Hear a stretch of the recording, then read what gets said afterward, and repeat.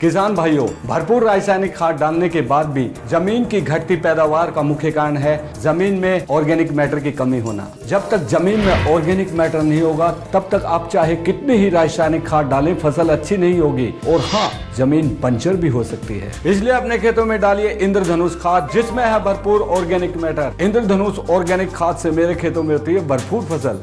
सरकारी मान्यता प्राप्त इंद्रधनुष ऑर्गेनिक खाद जमीन में ऑर्गेनिक तत्व बढ़ाए, किसान को भरपूर पैदावार दिलाए। नमस्कार, मैं प्रमोद कुमार और आप देखना शुरू कर चुके हैं दी सड़कनामा.com। आज दी सड़कनामा.com की चुनाव यात्रा सिरसा लोकसभा क्षेत्र में है।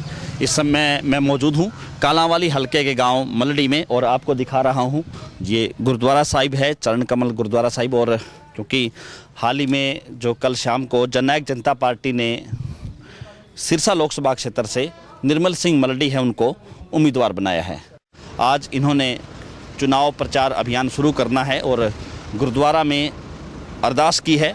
और अरदास के बाद जो आज इनका जो चुनाव प्रचार है वो शुरू होने वाला है। कोई भी काम करने से पहले क्योंकि उस परमपिता परमात्मा का आशीर्वाद लेना, क्योंकि वही परमपिता परमात्मा लोगों में लोगों के अंदर बसता है, उसी की सारी जो जहाँ कायनात है उसी की औलाद है, तो इसलिए आज से शुरुआत की है गुरुद्वारा साहब से अरदास करके। तो क्या लग रहा है कि बड़े बड़े दिग्गज चेहरे चुनाव लड़ रहे हैं, प्रत्याशी बनाया है अलग अलग पार्टी ने, तो आपका क्या विजन रहेगा इस लोकसभा क्षेत्र को लेकर? देखिए जी, लोकतंत्र में कोई बड़ा नहीं है, लोकतंत्र में जनता बड़ी है। ये दिग्गज नेता, जे हवाई जहाज़ से उड़ने वाले लोग, इनको लोगों के जो घरों के अंदर छोटे छोटे मुद्दे हैं जी, तो उनको दिखाई नहीं देते। लोकतंत्र में जनता बड़ी है और जनता इनको धूल चटाने वाली है।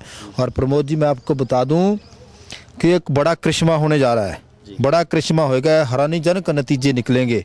तो जो बड़ी बड़ी पार्टियां जो अपने घमंड में चूर है, तो इनको लोग धूल चटाएंगे। क्या मुद्दे रहेंगे इस लोकसभा चुनाव को लेकर?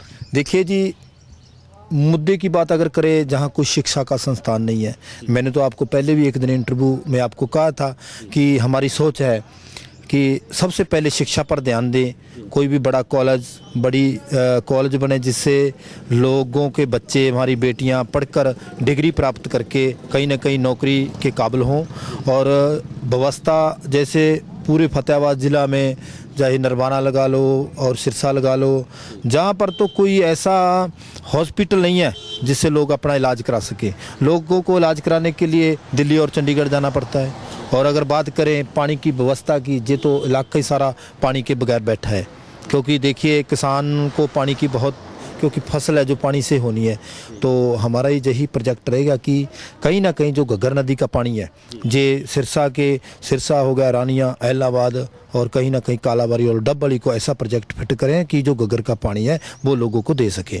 और हम बात करें सिरसा और फतेहाबाद, जे कोटन का एरिया लगभग, तो मैंने तो पहले भी कहा था कि ऐसा प्रोजेक्ट लगाएंगे जिससे व्यापारी वर्ग को, किसान को, मजदूर को, सभी को, युवा को फ़ायदा हो। क्योंकि मैं तो सोच रहा हूँ कि अगर कोटन एरिया है तो एक कपड़ा मिल लग जाए, तो मैं सोचता हूँ कि पूरे इलाके के बारे नहरे हो जाएंगे, लोग खुशहाल हो जाएंगे।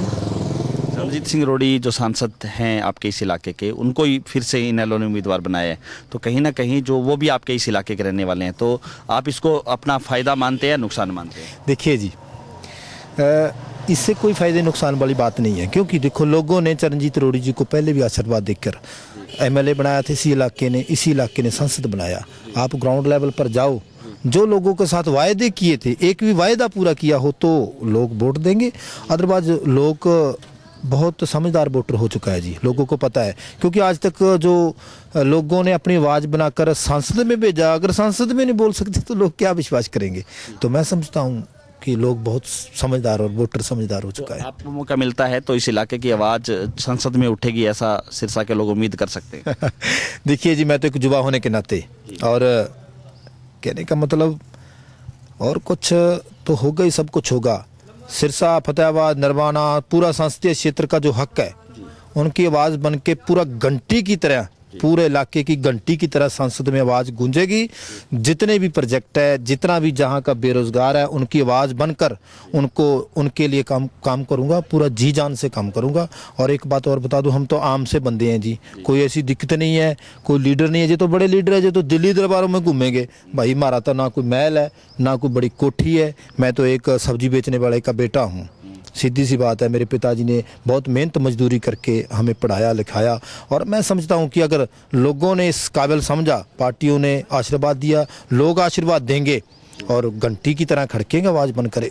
जो पहले के सांसद थे उनकी तरह नहीं है बैठेंगे, वहाँ पूरा जो भी सिरसा की आवाज़ होगी वो कायम करेंगे, कायम जी। और करिश्मा होने जा रहा है जी, करिश्मा आज बता दूंगा आपको मैं। हमारे साथ लगातार बने रहिए, हमारे यूट्यूब चैनल को सब्सक्राइब कीजिए और अगर ये वीडियो आप फेसबुक या ट्विटर पे देख रहे हैं तो हमारे पेज को फॉलो करना ना भूलें। बहुत बहुत शुक्रिया।